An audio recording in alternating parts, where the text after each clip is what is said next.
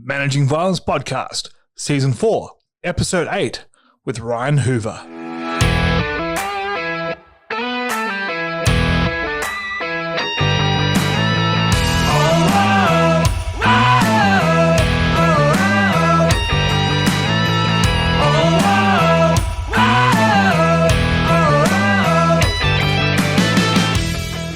Hello, ladies and gentlemen. Welcome again to the Managing Violence Podcast. Thank you for joining me in amongst all the craziness that is going on in the world right now. My guest for this episode is Mr. Ryan Hoover. Now, Ryan is a second-degree black belt in Krav Maga. He's written 3 books on Krav Maga, but has since liberated himself from that classical mess, if we were to quote a Bruce Lee-ism, and now is really fixated on just helping people be safer and fitter and healthier and, look better at life. So he's a pretty outspoken cat. He's ruffled a few feathers in his time, but is a wonderful, down-to-earth human being. It was a great pleasure to chat with him. I'm not going to go on too long today because I want to get to this interview. I want to give you guys some entertainment and some enlightenment and some education in amongst everything that is going on right now. But I would be remiss not to mention one of the things I want to do for the next couple of weeks. As I'm sure most of you are aware, if you're listening to this in the future, just to date this episode, we are right in the middle of COVID-19, the coronavirus pandemic. We are seeing worldwide closures of martial arts gyms, gyms of all kinds, different places of public gathering, and a lot of people are struggling. A lot of people are doing it hard, including some of my former guests that are some of the best in the world at what they do, are suddenly finding themselves without an income stream. So to help out in that regard, what I want to do is offer 3 free sponsorship slots every single episode to businesses that are currently operating, that are providing a service that may be of interest to Managing Violence podcast listeners. Preference will go to former guests and to those that have been supporters of the show. But if you have an online service or you have a service that is still operational, but you've been affected by COVID-19 and you need a little bit of help to drive some attention, I would like to offer that to you. 3 free sponsor slots every single episode moving forward from next week onwards. That's it. If you have anything that you want me to plug, then head on over to our Facebook, Managing Violence Podcast on Facebook, or Managing Violence Tribe for the group. Send me a message on there and we'll have a chat. All right, without further ado, here is Ryan Hoover. Ryan Hoover, thank you for joining us on the Managing Violence Podcast. It's great to have you here. You've been a suggested guest for several seasons now, and I'm glad we hooked up. Yeah, man, me too. I appreciate the invite. Though I might question those guys that are wanting you to have me on. It's funny. It's mostly the Krav Maga guys that have been saying, "Get Ryan Hoover on." And I thought, have you heard what he has to say about Krav Maga? I'm not sure how I feel about that. And that could go one of 2 ways. Absolutely, man. Well, for those people that don't know a whole lot about you, let's dive into your story. Who is Ryan Hoover, and how did you get to where you are? So I actually kind of came to this a bit later in life. A lot of people, I think, in our industry that have kind of made a name for themselves started pretty early. For me, it was much later in life. Something I was always interested in, something, that I always wanted to do, but never really had the opportunity. Was involved in competitive sports, but never really had the chance to really delve into martial arts, self-defense, fighting, whatever, too much. And so, like a lot of people, when I did, I kind of went the traditional martial arts route, got a few black belts and a couple of different things. And growing up, I had my fair share of fights. I was always, and still am, I was always kind of on the smaller side. And so I learned pretty early on that I needed to learn to talk and fight and run fast. And some of those things I was better at than others. Valuable skills. Yeah, exactly. But there are all things that I kind of self-taught for a while. And then went the traditional martial arts route for several years. And at some point I kind of had this epiphany that, nothing I was doing really looked too much like the fights that I had been in. And so I wanted something that I felt more closely resembled what my experience in real world violence had been like. So I got into some wrestling and some jiu-jitsu, some Muay Thai, some boxing, did some Filipino martial arts. And then I just happened upon an article in a magazine about Krav Maga. And I'm in the southern part of the U.S. And at that time, there was no Krav Maga here. And there was very little on the whole East Coast. So I made a call out to Krav Maga Worldwide headquarters in Los Angeles. I said, this looks really interesting to me. I want to know more. They said, we have an instructor course coming up in a couple of weeks if you want to get in on it. And at that time, they were really trying to spread the system. And so most of the people that were going through an instructor course, they had some kind of athletic background, some kind of fighting background, some kind of martial arts background, but they didn't have a Krav Maga background because it just wasn't available. Sure. So, they were taking people, with no real experience in Krav Maga. And so I showed up having never seen anything about Krav Maga other than this one article. And it was 8 days. We did maybe 8 to 10 hours a day. I think we had one day that was 12 hours. And it was rough, man. It was pretty brutal. After day one, I was like, what the hell am I doing here? After about day 3, I was like, yeah, this is what I want. But it was tough. I think a big part of it was, all right, we're going to spread this system. But we want some really tough people. And I saw people, day one leave or not come back because of injuries or whatever. And that kind of carried on throughout the week. And so after that, I was pretty bought in. I did a lot of traveling to train. Anytime I could go to a seminar, anytime I could get into an instructor course, I could. I kind of, total immersion into it. And I was still doing the other things that I'd been training in. I was still doing jiu-jitsu and boxing and whatever. And, at some point I kind of got pretty heavily involved with Krav Maga. I ended up co-authoring a few books on it, and I was on an advisory board, and I was running instructor courses for them and those kinds of things. And I was really bought into the principles of Krav Maga as they were sold, I guess. And so that was kind of, I guess, that story. At the time, I was still, though, looking at what other people were doing. I brought Rich Dimitri in to teach a seminar. I taught a seminar with Rich Dimitri. I was bringing in Bas Rutten and Randy Couture and Rich Franklin and, Shogun Huai, and kind of doing everything I could to expose myself and expose my instructors and expose my students to as many different ways of dealing with violence as possible. So it kind of ran the gamut from a Richard Dimitri, who is, as far from something that looks like combat sports as you could possibly get, to, a Randy Couture, who's been doing combat sports since he was 4. Yeah. And so those experiences, and at the time I was doing a lot of studying of Jeff Thompson, reading a lot of Jeff Thompson stuff, even did some phone calls with Jeff, and kind of went that route, but was also looking heavily at what Eric Paulson was doing. And, so I tried to touch hands with and make contact with as many different people that were touching the self-defense fighting kind of milieu as I could, no matter what extreme they were on. That's really interesting, man. It's something that I've been preaching for years, and it's kind of refreshing to hear someone with the same viewpoint, because I started out in traditional martial arts, got really into combat sports and MMA, and then found reality-based systems, became an instructor under Rich Dimitri.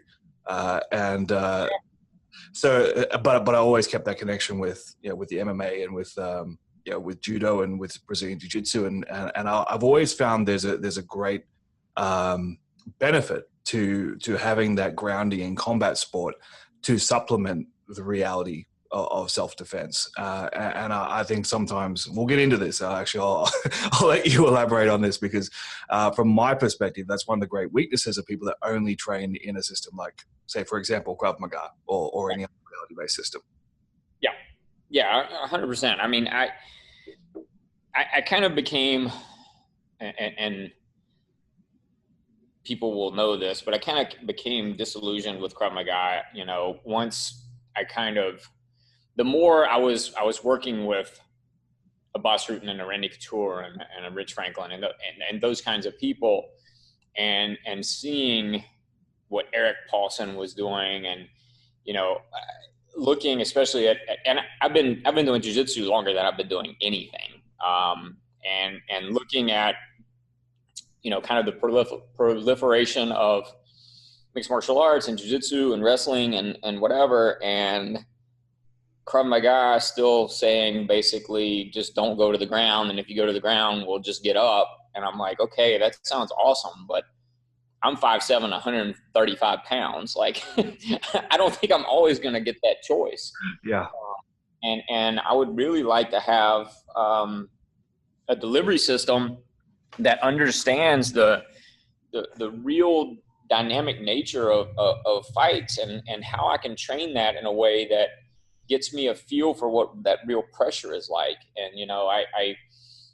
the more sparring I was doing and fighting I was doing and rolling and whatever, and, a lot of things really started opening up for me with holes that I saw in a lot of reality-based systems, especially when it came to like clinch work. It was virtually non-existent. The vertical wrestling part of things, where I'm convinced that most fights are won and lost there. I would agree with that. I think it's we always have the maxim that most fights go to the ground, but usually they go to the ground from a clinch. That's right. No one's shooting a takedown from 2 meters away. That's right. It's nearly always a clinch when someone falls over. Yep. And the better my clinch game is, either the less likely I am that we go to the ground, or if we go to the ground, it's on my terms. And the worse my clinch game is, the more likely it is that we go to the ground not on my terms, and I end up on bottom. And, that may be game over. I mean, if I hit my head on a car bumper on the way down, it doesn't matter how good anything else is if I'm unconscious. So we spend a ton of time on the clinch wrestling, the clinch sparring range. And I think it's super important too, in a weapons-based environment.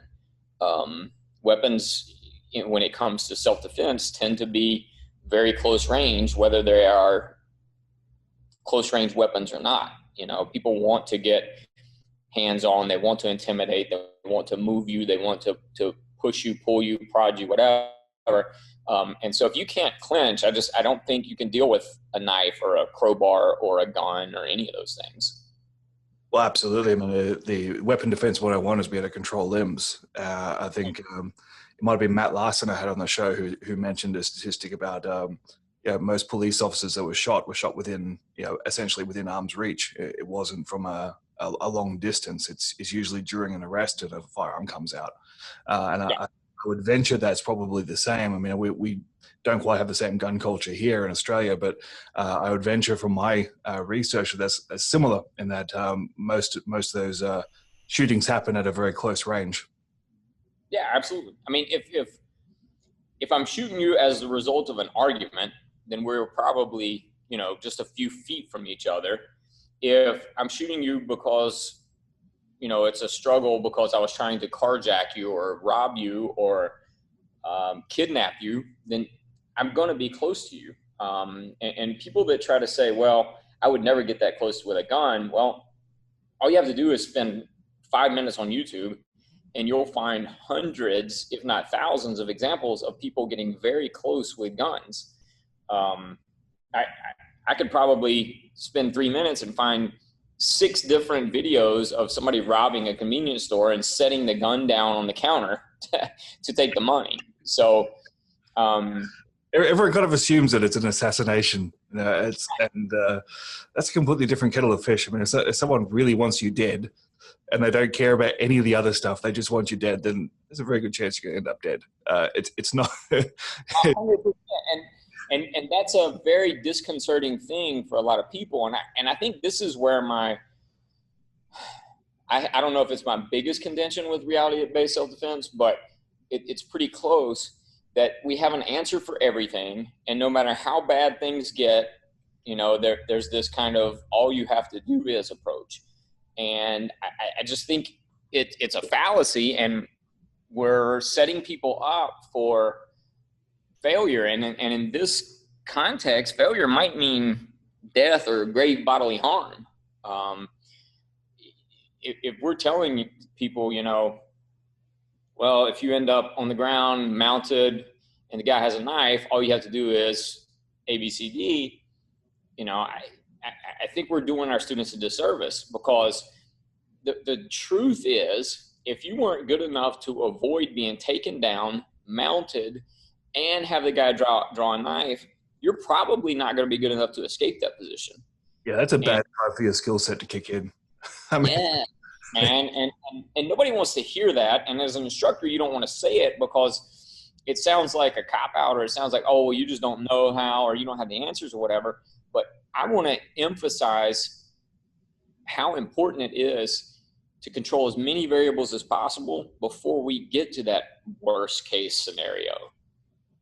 Yeah, absolutely. I remember teaching a seminar with Rich, and so it was just a bit of question and answer at the end. And a lady asked, I've got this question. What happens if, I'm on my own and it's dark, and I've been walking and I've got someone mounted on top of me, pinning my wrist to the ground. And the question is like, well, how did we get here?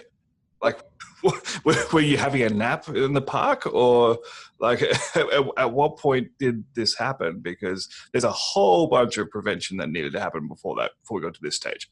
And honestly, I blame the reality-based self-defense industry for questions like that, because we can go on YouTube right now and probably put about any extreme example you want to in there, and we'll find somebody teaching a response to it. And to me, that's a problem, that this idea that we're just going to collect these techniques and not really address how we got there, and not really address, if we allowed ourselves to get here, we're probably not going to be able to get out of this. At some point you're just too late. I mean, that's just the truth. And as an instructor, you don't want to say it, and as a student, you don't want to hear it. But to me, it's not my job to make you feel better. It's my job to make you understand what the reality is. Yeah, I fully agree. But I do think it's kind of a natural evolution of the way martial arts has, I won't say always been marketed, but at least in the last 50 to 60 years in the West, martial arts has always been marketed on a technique basis. And it's always been about the still frame photos in Black Belt magazine of, defense against a right round kick.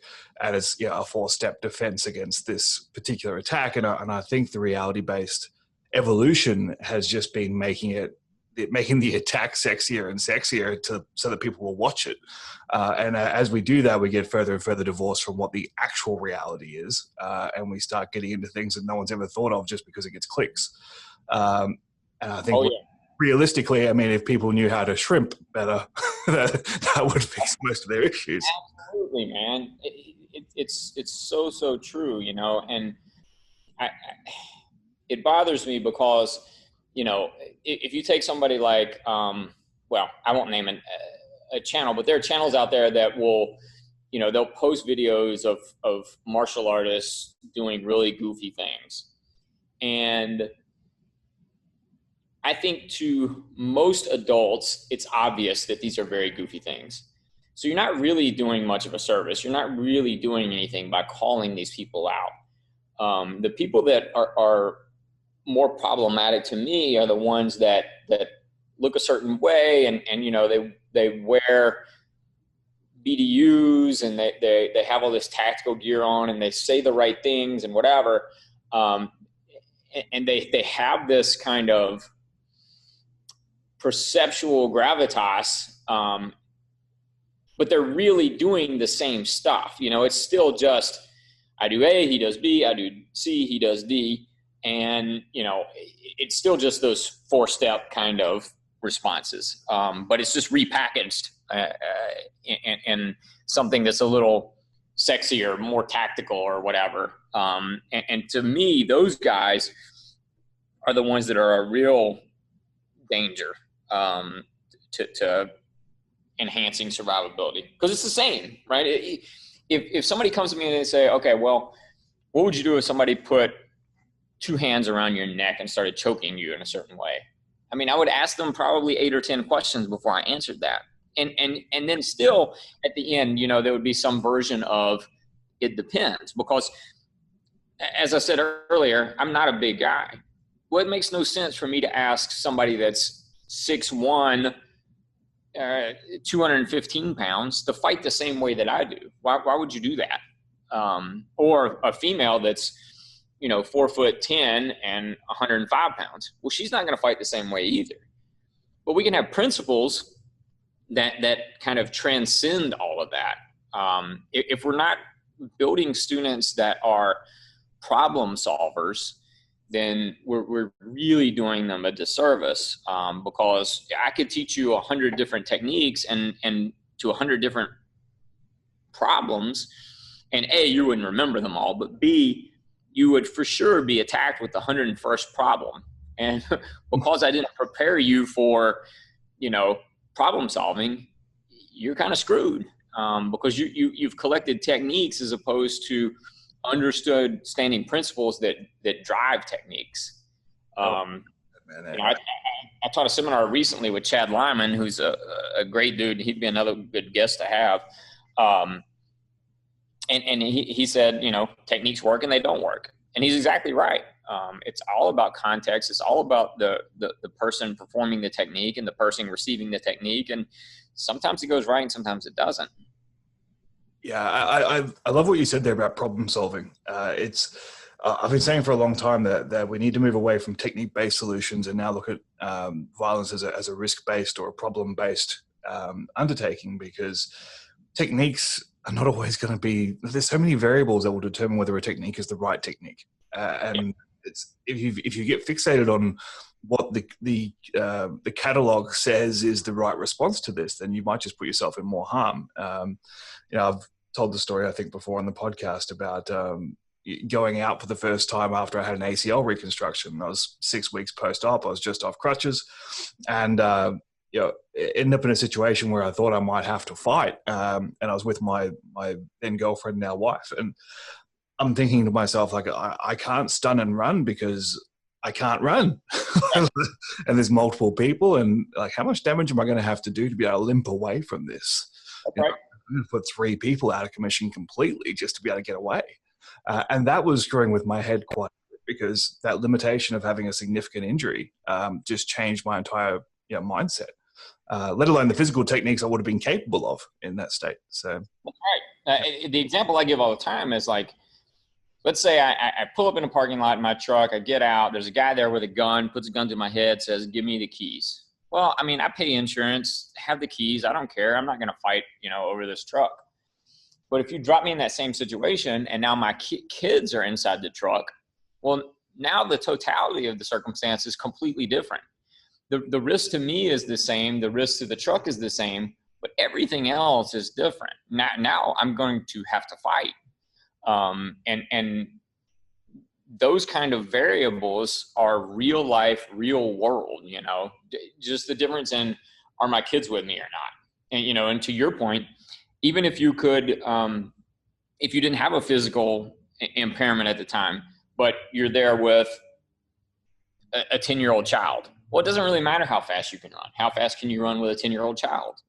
So if everything is just based on a purely technical response, I think we're not doing students a, a service. I think we're not being intellectually honest with them. We're not giving them the ability to solve their own problems in real time. And to me, that just comes with failing a lot in training, touching hands with as many people as you can, putting as much stress on things as you can progressively, of course. We have to build people up, because what we do is daunting. And the irony is what we do is most daunting to the people that need it the most. So being able to reach those folks is ultimately what's really important. Yeah, let's look at it from the other angle. I think we've talked a little bit about some of the limitations in the reality-based world. I do see those that have a purely sports-based background, usually younger guys that have done a bit of Muay Thai or MMA or something similar, and they think they have all the answers to real-world violence. For those people that have that training background, what do you think they can gain the most from studying a reality-based system, be it Krav Maga or something else? I think it's mindset, mentality, understanding context. If we look at jiu-jitsu, for example, jiu-jitsu is a great delivery system for controlling someone, for joint manipulations, for strangulations, things like that. But by and large, jiu-jitsu is designed to stay in jiu-jitsu range, just like boxing is designed to stay in boxing range, Muay Thai is designed to stay in Muay Thai range, whatever. If you're in a boxing ring and you take off running, you're going to get disqualified. If you're in a jiu-jitsu competition and I don't know, you pick up a chair and smash somebody with it, you're going to get disqualified. So I think having that understanding, especially like now, jiu-jitsu, everything is, and I think we can attribute a lot of it to social media. Everybody's looking for the next big thing, the next cool thing, whether it's leg locks or lapel guard or, whatever. And from a sport context, those things definitely have their place. But from a real world violence context, a lot of those things will get you just straight up murdered. So I think the biggest thing that straight sports guys can take away from good reality-based guys is, a mindset, a mentality, not being single-minded, not getting tunnel vision. I teach a class here called Forge where it's kind of an MMA-based delivery system. But then we will also throw in multiple attackers. We'll also throw in knives or guns or blunt objects or whatever, have to work off of a wall and those kinds of things. And so if we have somebody that will come in from one of our jiu-jitsu classes or whatever, and in a certain context, they do great. But then now we're dealing with more than one person, or, we throw in a knife or whatever, it's just completely different than what they're used to. And that's usually a really big eye opener. Now that said, the flip side of that happens too. If I take that same guy and I drop him into one of our defensive options classes and we happen to be doing ground fighting that day, he's going to be a real problem for people that are only doing, a purely self-defense system. So I think if the goal and goals matter, right? Why are you training? That's the best question. Why are you training? Seriously, if your goal is to get a black belt in Taekwondo, that's cool by me. I more power to you, man. Have at it. But if your goal is to be able to walk through a parking lot at night with your spouse and your kids and feel confident in your abilities to be able to de-escalate, or your ability to kind of game plan and deal with, okay, well, what do I tell my family to do? And now how do I deal with this or whatever? Taekwondo might not be the best option there. So I think people have to be honest with themselves about what they want out of their training, and then make sure that what they're getting is matching that. And, it's like in reality-based circles, a lot of times you'll see things that look super cool, hostage scenarios and kidnap scenarios and, I don't know, training on the beach or AK-47 takedowns or whatever. And I think, again, if your goal is just to do stuff like that because it's fun for you, awesome. But if that doesn't look like what your life looks like and your goal is self-defense, you're probably not doing yourself a lot of favors there. Yeah.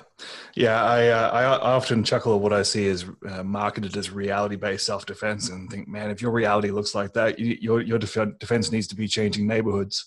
Exactly. Like, what if this guy has a knife and what this guy has a gun and blah, blah, blah, whatever. And I'm like, well, what kind of life are you living to where you have multiple people with weapons wanting to kill you? I know, man. Maybe you should just pick better friends. Exactly. that might be your best self-defense strategy. Yeah. One of the things that, when I talk about sporting martial arts, people say, well, what about multiple attackers? And my answer nearly always is, well, if you can't fight one person effectively, you're not going to fight multiple people effectively. Yes. So, I mean, if you can't, if you don't understand timing, distance, torque, and the ability to generate power in your shots against one person who you're fighting, I'm not sure how you think you're going to be able to do that against four people you don't know you're fighting. So, absolutely, man. I'm right there with you. And it's the same with weapons. Like, if you can't fight one guy that's unarmed, well, you can't fight one guy that has a knife. There's no all of a sudden magic technique that allows you to deal with this person just because he has a knife. Like, that's crazy to me. So yeah, I've said that exact same line about multiples. And honestly, like, no matter how good you are, I don't believe you don't fight multiple people. You may fight one person multiple times, but like engaging it's hard enough to fight one person that wants to do violence to you.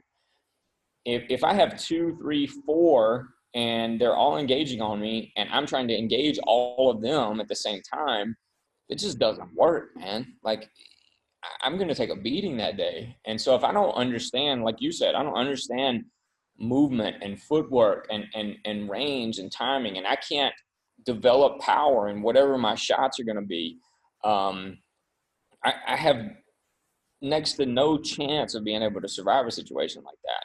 And two, on the front end of that, dealing with kind of pre-contact stages and de-escalation and stuff like that, and not letting your ego get in the way, I think is a really big thing, which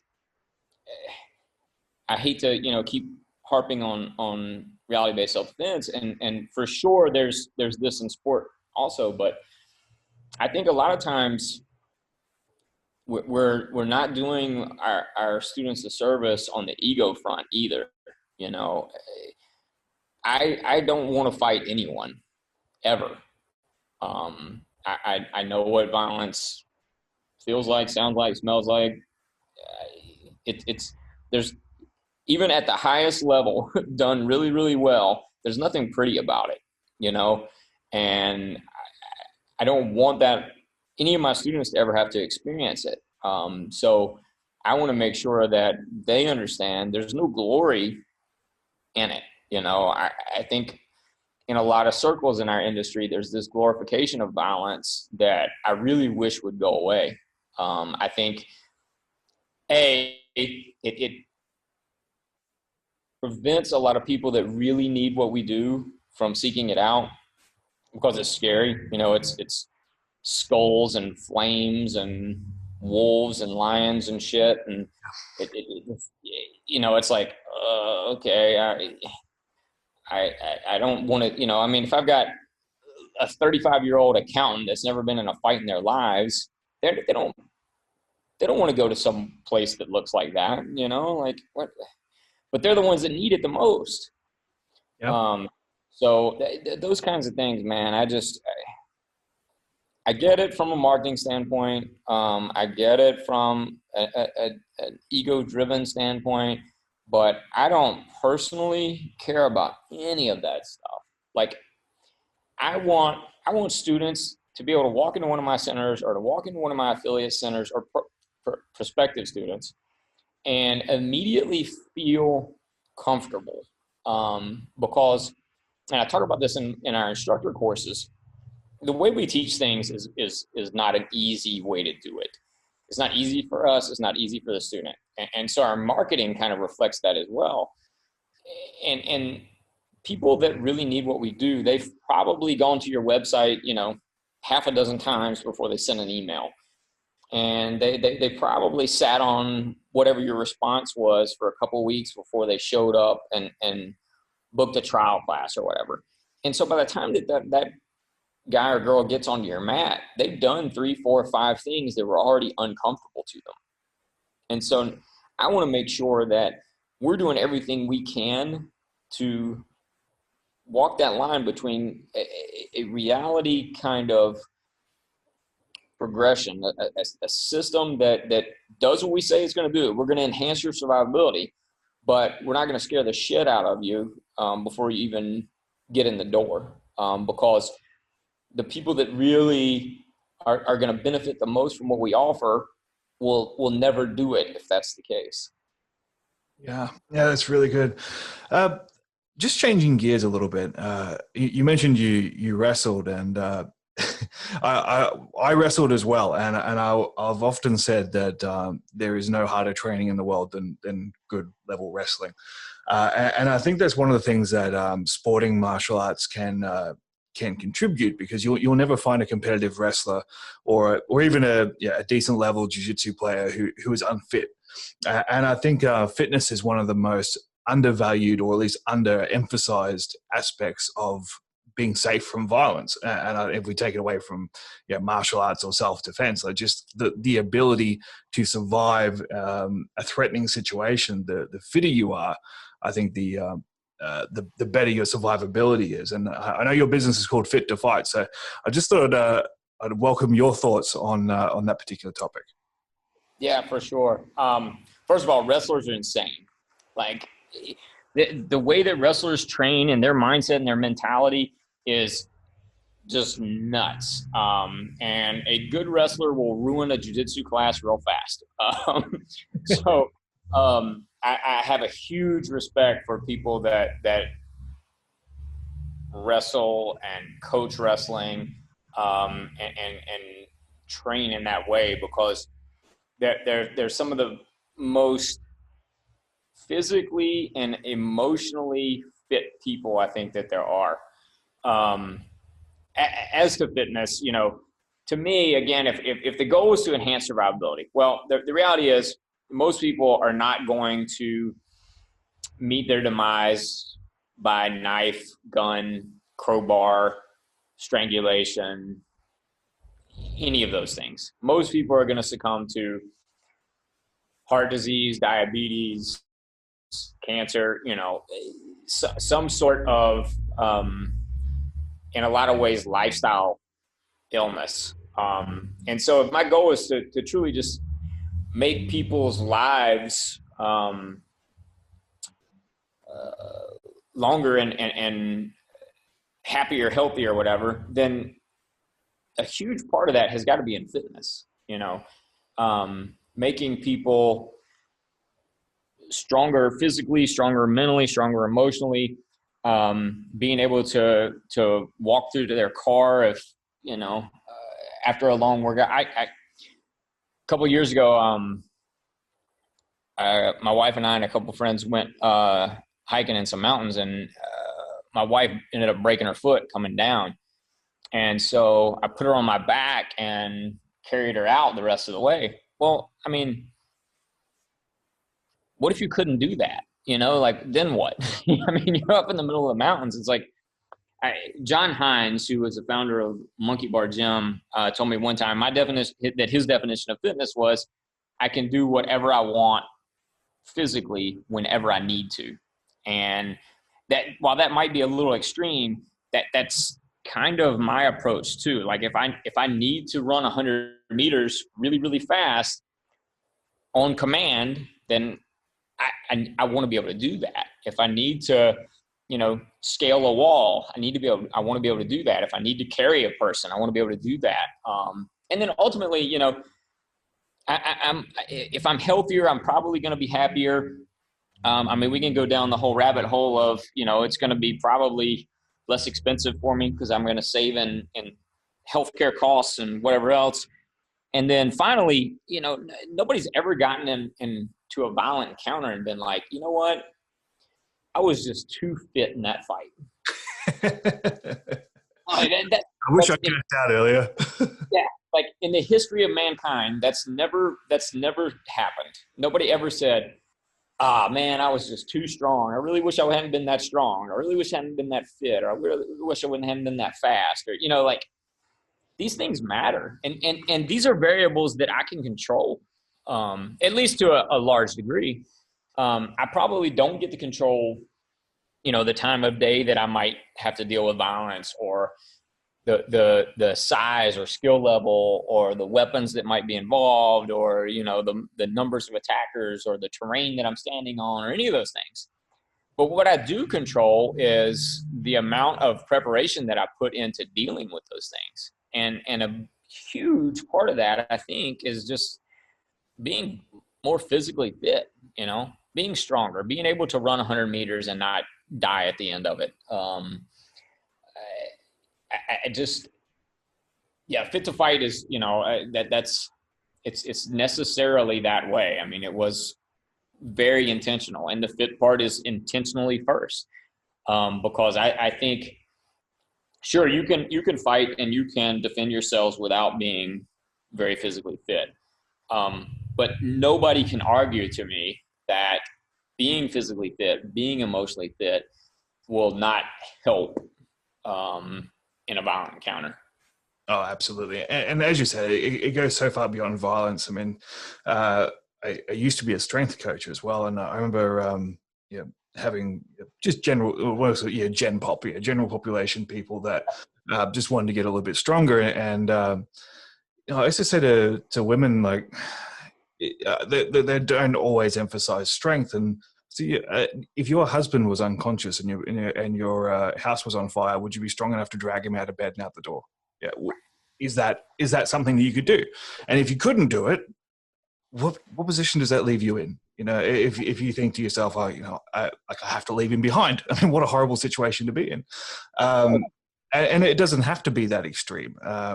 Just the ability to be able to function in day-to-day life, or to assist someone. I told the story on Facebook just a little while ago that I used to train at a fairly serious strongman gym, and there was a really bad storm that came up one evening, and these 4 strongmen were crammed into one car and they were stuck in traffic. Got out to have a look, and there was a tree that had come down across the road and blocked 3 lanes of this highway, and the 3 guys were actually able to pick up the tree and move it. So I mean, just the fortune of having 3 of the strongest people in the country and stuck in the traffic seemed to help. But it's you never know when it's going to come in handy, and I think from a self-defense point of view, we often get so fixated on, I would just hit him in the throat and then I'd run away. It's like, well, how far can you run? When was the last time you ran? Can you scale a fence? Can you get over something, or can you evade somebody? Because if you've never tried that and you don't have a fitness regime, then you're assuming a lot. Oh, absolutely. And we run into that a lot here with gun guys. I'll just shoot them. Well, that's not always prudent. Not every altercation is a deadly force encounter. And B, what makes you think you'll be able to get to your gun while I'm punching you in the face? There's a gun store here that sells a shirt that says, "I'm too fat to fight, I'll just shoot." Well, wow. First of all, you're a DA's dream, because any district attorney on the planet is going to eat you alive if that's the shirt you're wearing. But secondly, what what makes you think that you'll be able to get to your gun in a violent encounter before I just cave your face in? And you know, that kind of thing just drives me insane. And back to your point about, you know, talking to women and the street thing, I think there's well, I know there's a real sickness in the fitness industry too, where I think women are often told, well, you know, you don't want to do weight training because it'll make you bulky or whatever. And I'm like, dude, I lift weights every day and I try hard as hell to get bulky. You know how hard that is to do? Like, it's not like you're going to pick up a kettlebell or you're going to pick up a dumbbell or you're going to pick up a barbell and all of a sudden you're going to look like Schwarzenegger. Like, but I think that, you know, there's this sell job in the fitness world that you want this certain aesthetic, and this certain aesthetic only comes through, again, it's like the self-defense industry. Well, all you have to do is, and again, I guess it depends on what your goals are, but if your goals are to be fitter, maybe look better, which I have no problem with that. Like, to me, there's nothing wrong with training, working out to look better. As long as you're doing it for you, you know, who cares? If it makes you feel better about yourself, more confident, whatever, those things transcend all parts of life. You know, if you feel better about yourself, you're more confident in your abilities, you're probably less likely to be attacked. You're probably more likely to ask for that raise that you think you deserve. You know, you're probably less likely to stay in a bad relationship. These are all good benefits of whether it's fight training or self-defense training or weight training or any of those things. And so I think, again, that I know I've said it a few times, but even with like weight training, I think a lot of times the people that are needing it the most are most turned off by it because of the way that it's presented. Yeah. Yeah. I often say with marketing and with martial artists, yeah, stop trying to sell to yourself, because you're not the sort of person you're trying to attract. You know, like that was a lesson I had to learn when I started teaching. Is I was creating marketing materials that would appeal to me. I thought, well, I don't need to appeal to me because I've already found it. I need to appeal to people that haven't found it yet. It's so hard because like the stuff that I think is cool doesn't necessarily appeal to the people that haven't grown up around it. Absolutely. I've made that mistake many times. Yeah. Yeah. Coming back to the fitness, what do you recommend? Like, I mean, if you've got an average person who hasn't really exercised at all since, let's say high school, and is now touching on 40 and is concerned that they're not able to, physically manage a stressful situation, whether it be self-defense or otherwise, where would you point them to as a starting point? Yeah, we try to take a pretty holistic approach to things when we can. Nutrition is another big part of things for us. So we if we can have that conversation with people, and that tends to be the hardest thing, I think, for most folks is, getting a sustainable nutrition plan kind of dialed in. So if we can have that conversation with them, we try to do that. But beyond that, I want people to get moving. I can't tell you how many times I've had somebody say, okay, well, I want to start jiu-jitsu as soon as I get into shape, or I want to come do, a kickboxing class as soon as I get into shape. I'm like, dude, just come do what you can do, Now that said, I mean, we have members here that honestly, when they first started, they needed to just go get on a treadmill, because it had been so long since they had done anything physical. And they were so out of shape and so heavy that, it was going to be super taxing on their joints and things. And I think it was going to be frustrating and demoralizing and whatever. So to me, getting them doing something, getting them moving, but understanding from a coach's perspective that there's a reason that they got the way they are. And it didn't happen overnight. And we're not going to, flip that switch overnight. And so from a coach's perspective, I think we have to understand that. And that's something that we have to continue to remind our athletes, our students, whatever, and constantly reframe to like, look, this is going to be a process. This is not going to be easy. It's going to take time. You you haven't done anything in 15 years, and that 15 years has gotten you here. You're not going to get it all back in 15 minutes or 15 hours or 15 days. So to me, like, we offer a ton of fitness classes. We offer jiu-jitsu, we offer self-defense, we offer kickboxing, we offer all these things. But if I can just get them to come do a heavy bag class where it's coach led, all of our coaches they go through extensive training courses and they understand how to progress somebody through it. And I don't care if you can't make it through 10 minutes of the class. That's 10 minutes more than what you were doing before. So to me, getting them moving is just priority one. And in an environment too, I think, where you've created a culture that's very familial and very we're all in this together kind of thing, to where nobody walks in and they feel like they're being ostracized or they're being stared at or they're being judged or whatever. I truly believe that most martial arts type training centers are some of the most diverse places you will find on the planet.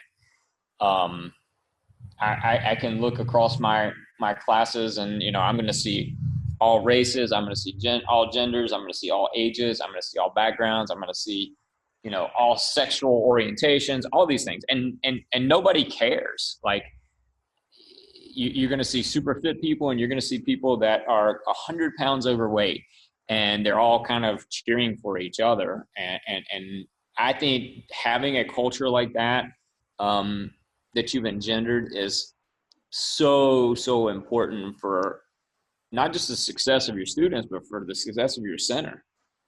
Yeah, absolutely, man. It is really special that you can create that, and I think it speaks to the universality of martial arts and the human desire for, I won't say for combat, but the human desire to be prepared. And I think martial arts really does. It appeals to everybody. I won't say everybody. It appeals to all different demographics, and it's one of the most beautiful things. I think on some level, everybody at some point has said, man, I would really like to get into better shape, or I would really like to lose a few pounds, or I would really like to get a little stronger, or whatever. And if you create an environment where people feel comfortable doing that, then everybody wins, And now I'm not saying it's an easy thing to do, because it's not, but I think that should be the goal ultimately. It's like, if I have a kickboxing class or a self-defense class that's made up of 6 guys, and 3 of them played linebacker in college, and 2 of them wrestled in high school, and 1 of them used to box. Well, I'm not really, those guys are going to be okay regardless. And they're probably, they're probably not like the prime target for violence. No, the violence is probably going to go around them. Right. So I want, like, my fight classes here are consistently 50-50 men to women, and sometimes 60-40, 70-30 women to men. And if it starts dropping below that 50-50 mark, I start questioning what we're doing and what's going on. Because I don't want to ever look across my room and think, why do we have all these big, young, strong dudes in here? Not that I don't want them here, Yeah. But I feel like we're not putting out the right message. We're not engendering the right culture if that's what's happening. Yeah. And it's for the fitness or the martial arts. People need to feel like, because again, if you're way overweight, there's a reason for it. There are some habits there that have developed over a period of time.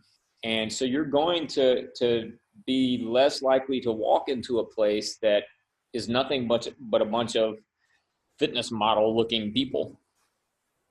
Yeah. Yeah. Well, I mean, you probably had the similar experience that I did, finding Brazilian Jiu-Jitsu I started in 2005.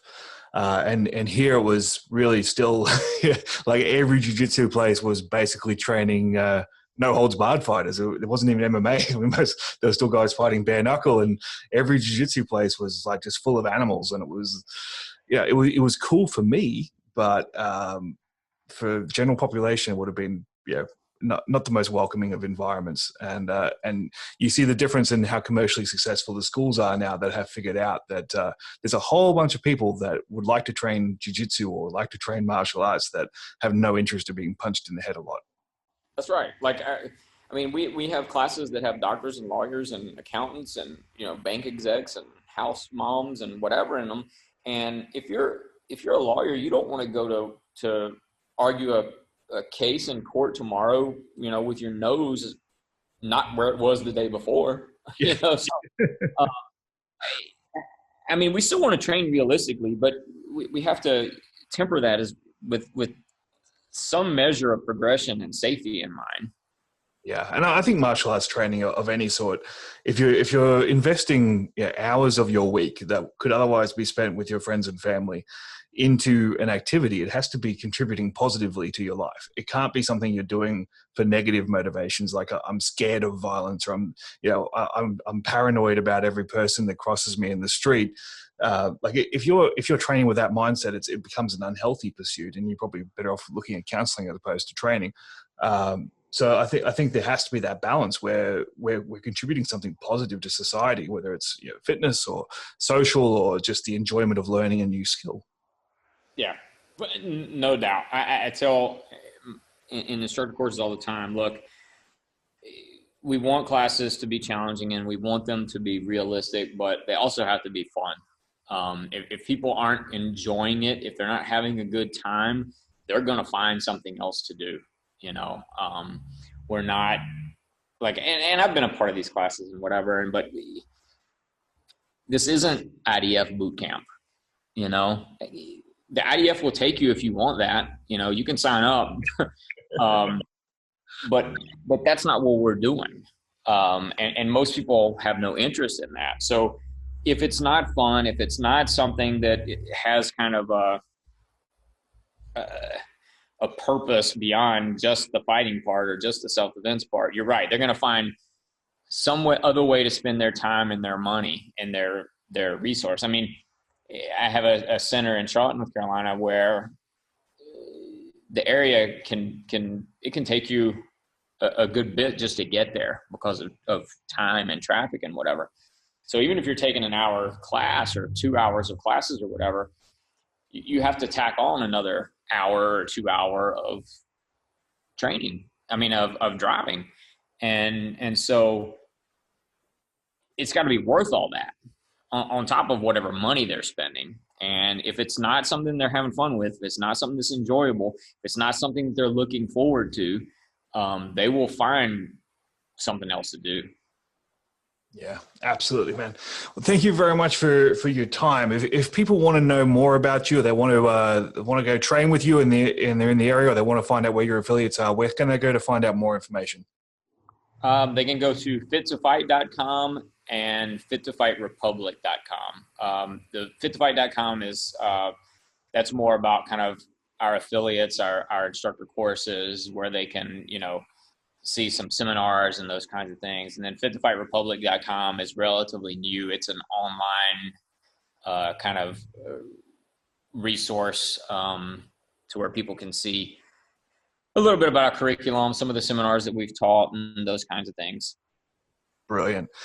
All right, Ryan, thank you very much for your time, my friend. It's been a pleasure talking to you. And for our Patreon subscribers, stay tuned and head on over to Patreon for the bonus round.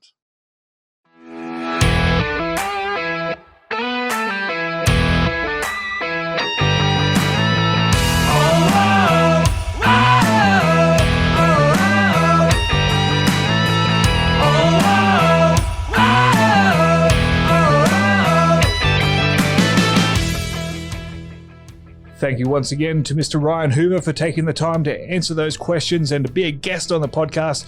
Don't forget, if you'd like to hear the bonus content, head on over to www.patreon.com/managingviolence. Sign up to be part of the Tribal Council or the Tribal Elders, and you will get bonus content each and every week, as well as early access to every episode that comes out. It's well worth the investment, although I would say that because you're supporting me. So thank you very much for that. You may have heard my children in the background. We are all on lockdown thanks to COVID-19. I would wait for them to be quiet to record, but I could be waiting a long time, and these episodes need to come out in some sort of timely fashion. So thank you for persevering. I'll be back again next week with another fantastic episode, and until then, I will talk to you again soon.